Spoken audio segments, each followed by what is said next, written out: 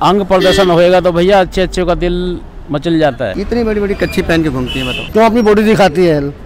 क्यों दिखाती है? आदमी जोश में आ गया गलत काम कर जाता। लड़के भी उतने उससे ज़्यादा जिम्मेदार है रेप के लिए, ये लड़के हैं उससे ज़्यादा। बराबर नहीं है लड़की लड़का। लड़कियों के लिए बनाया गया घर काम काज, अपना घर बार देखे। ये थोड़ा रात में डिस्को में घूम रही है, बारों में घूम रही है। आज के समय में भारत पूरी दुनिया में सबसे ज्यादा अनसेफ कंट्री माना गया है फॉर वुमेन। इवन कि अफगानिस्तान एंड सीरिया जैसे जो कंट्रीज हैं, यहाँ भी ज्यादा सेफ्टी देखी गई है इंडिया के मुकाबले। और ऐसा मैं नहीं कह रहा हूँ, ऐसा रॉयटर्स फाउंडेशन का सर्वे कहता है। तो सवाल यहाँ पर यह बनता है कि क्या सच में इंडिया की हालत इतनी खराब है कि अफगानिस्तान एंड सीरिया में वुमेन ज्यादा सेफ हैं एज कंपेयर टू इंडिया? तो देखिए, वर्ल्ड बैंक कहता है कि पूरी दुनिया में 30% वुमेन ऐसी है जिनको किसी न किसी तरीके का सेक्सुअल वायलेंस अपनी पूरे जीवन में कभी न कभी फेस करना पड़ता है, जिसमें इंडियन गवर्नमेंट का डेटा कहता है कि 2022 में ही सिर्फ टोटल 31,516 रेप केसेस रिपोर्ट किए गए, जिसका मतलब है कि सिर्फ साल 2022 में 90 rape cases per day report किए गए। यहाँ पर एक बात आपको ध्यान रखने की जरूरत है कि ये वो नंबर्स हैं, ये वो डेटाज हैं जो रिपोर्ट किए गए। अब आप में से कुछ लोग ऐसे होंगे जो ये सोच रहे होंगे कि कितने ही केसेस भारत में होते होंगे जो रिपोर्ट नहीं किए जाते होंगे। तो एनसीआरबी 2015 के डेटा के हिसाब से भारत में 85% सेक्सुअल वायलेंस के केसेस रिपोर्ट नहीं किए जाते हैं। लेकिन सवाल है, ऐसा क्यों? आपको हाथरस का रेप केस याद है? The UP police, which is now under fire, has been completely denying that there's been any sexual assault from the beginning. In fact, the FIR was filed 8 days later. इस case में victim की जो family थी वो घंटों मशक्कत करने के बाद पुलिस स्टेशन पहुंचती है रेप केस के बारे में कंप्लेन करने के लिए, लेकिन पुलिस केस रजिस्टर करने से मना कर देती है। इवन कि सीबीआई के अकॉर्डिंग, सीबीआई अपने चार्जशीट में ये लिखती है कि पुलिस ने ना तो विक्टिम का स्टेटमेंट रिकॉर्ड किया और ना ही उनको मेडिकल एग्जामिनेशन के लिए टाइम पर भेजा, जिसकी वजह से एविडेंस डिस्ट्रॉय हो गए। अब क्योंकि हाथरस का केस लाइमलाइट में था, इसीलिए आप सबको इस केस के बारे में पता है। लेकिन भारत में हर दिन हजारों ऐसे केसेस होते हैं जो अनरिपोर्टेड होते हैं, क्योंकि पुलिस वहां पर केस रजिस्टर ही नहीं करती है। इवन कि विक्टिम पर वो दबाव बनाते हैं कि केस रजिस्टर ना किया जाए। इसीलिए भारत में इतने सारे अनरिपोर्टेड केसेस आपको देखने को मिलते हैं। इंडियन सिस्टम पर विक्टिम्स को भरोसा ही नहीं है। वैसे इंडियन सिस्टम पर भरोसा ना होना ये कोई यूनिक बात नहीं है, भारत में हर दूसरे बंदे का यही हाल है।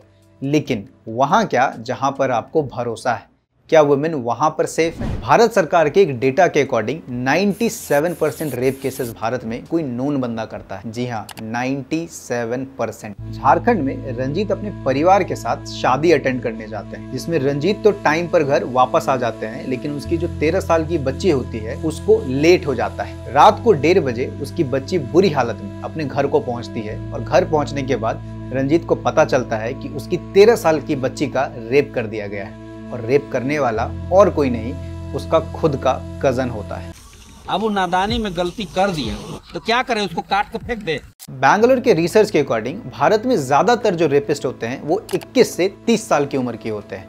और ये ऐसा सिर्फ भारत में नहीं है, आप बाहर कंट्रीज भी अगर देखेंगे तो यूएस जैसी कंट्रीज में भी ये रेशियो सेम आपको दिखता है। लेकिन आपके अंदर एक सवाल जरूर उठता होगा कि ये जो रेपिस्ट होते हैं इनकी मानसिकता क्या होती है, आखिरकार ये रेप करते ही क्यों हैं? और यही सेम सवाल मधुमिता पांडे के अंदर भी आया और उन्होंने तिहाड़ जेल में जाकर 122 लोगों का इंटरव्यू किया जो कि रेपिस्ट थे।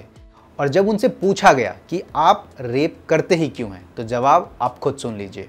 ताली कभी एक हाथ से नहीं बजती, दोनों हाथों से बजती है। ये चीज़ देखी जाए, अगर कोई शरीफ लड़की होती है रात को 9 बजे मतलब नहीं घूमती है।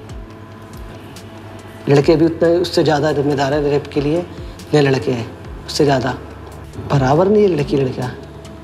लड़कियों के लिए बनाया गया घर काम काज, अपना घर बार देखे। ये थोड़ा रात में डिस्को में घूम रही है, बारों में घूम रही है।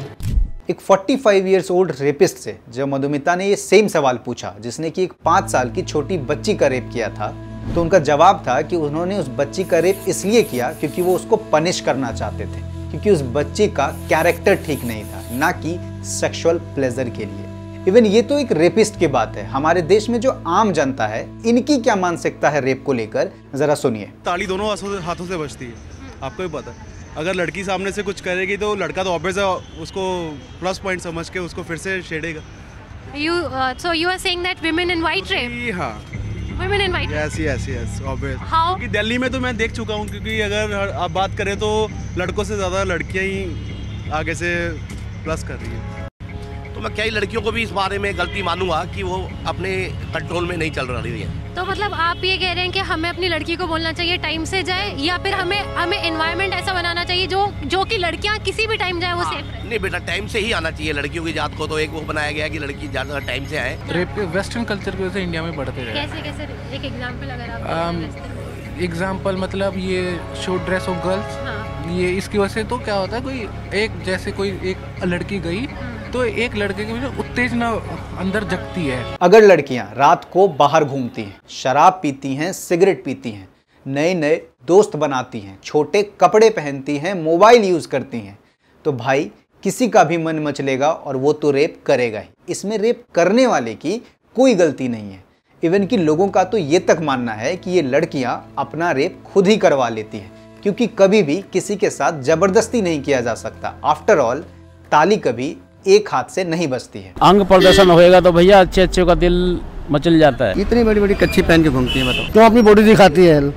क्यों दिखाती है? आदमी जोश में आ गया गलत काम कर जाता है। सिगरेट भी पी रही हैं, शराब भी पी रही हैं, देखो सरेआम पी रही हैं। इनके 5-5 6-6 फ्रेंड हैं। अब देखिए, लड़का तो जाता है हर जगह, अकेला भी जाता है कहीं कमाने के लिए, मुंबई, कलकत्ता, मद्रास या विदेश। तो लड़कियां भी जा रही हैं आजकल, तो वही बात हुई, तभी तो ये सब हो रहा है। एक तो कुछ बिगाड़ जो हुआ इस मोबाइल से हुआ। लड़कियां बाहर जा रही हैं, उनका पकड़ के रेप कर दिया जा रहा है, तो इसमें मोबाइल कहाँ से आया? नहीं, देखो वो खुद करा रही हैं, कोई भी उठा गए रेप जो मतलब खुद नहीं करता। जबरदस्ती करके ही तो रेप होता है सर। जबरदस्ती कैसे हो जाएगा? मैं आपके सामने खड़ा हूँ, आप मेरे को कोई जबरदस्ती पकड़ के थोड़ी ले जाएंगे। और जबरदस्ती नहीं हो सकता, ये उसका राजी प्यार भी चलता है। तालियां बेटा दोनों एक तरफ से बजती है, एक तरफ से नहीं बजेगी। अब इससे पहले कि आप लोग अपना एक ओपिनियन बनाना शुरू करें कि इस देश के ज्यादातर मैन एक जैसे ही होते हैं, ऑल मैन आर डॉग, फलाना ढिमकाना, तो उससे पहले आप जरा ये भी सुन लीजिए। लड़का लड़की गलती करे हैं तो लड़के को खाली भागीदार क्यों माना जाता है? लड़की को घर बिठा देते हैं, लड़के को जेल भेज देते हैं। हाँ, रेप के केसेस में भी लड़कियों की गलती होती है। रेप के केस में टीचर्स कहते हैं कि इसमें लड़की भी गलती करते हैं। अब ये सब सुनने के बाद एक सवाल यहाँ उठता है कि आखिरकार ये जो गंदे थॉट्स इनके दिमाग में चल रहे हैं, आखिरकार ये कल्टीवेट कैसे हो रहे हैं? तो इसका जवाब है सिनेमा, पॉर्न, जेंडर बाइसनेस। और ये बात कोई नई नहीं है, इससे पहले भी इस पर बहुत सारे रिसर्च किए गए हैं, जिसमें हमको ये पता चलता है कि आप जो देखते हैं, जो आप सुनते हैं और जो आप पढ़ते हैं, उसी से आप इन्फ्लुएंस होते हैं। हाल में ही एक आदमी ने एक औरत का 18 महीने तक पीछा किया, जिसके बाद जज ने जब उनसे पूछा कि आप ऐसा क्यों कर रहे थे, तो उनका जवाब था कि बॉलीवुड की फिल्मों में उन्होंने ऐसा होते हुए कॉमनली देखा है, इसलिए उनको ये लगा नहीं कि ये कोई क्राइम है। अगर आप एनिमल जैसी फिल्में बनाएंगे तो लोगों के दिमाग में राम जैसे विचार कैसे आएंगे? लोगों के दिमाग में तो वही सेक्स एंड वायलेंस चलता रहेगा। ये तो फिर भी आम लोगों की बात है। अगर हम मिनिस्टर्स की बात करें तो उनका तो ये मानना है कि अगर लड़कों से नादानी हो जाती है तो उसके लिए फांसी पे डालने की क्या जरूरत है? फांसी दी जाएगी? 3 लड़के हैं, गलती हो जाती है तो 3 को भी फांसी दे दी बम्बई में। अब सोचिए आप।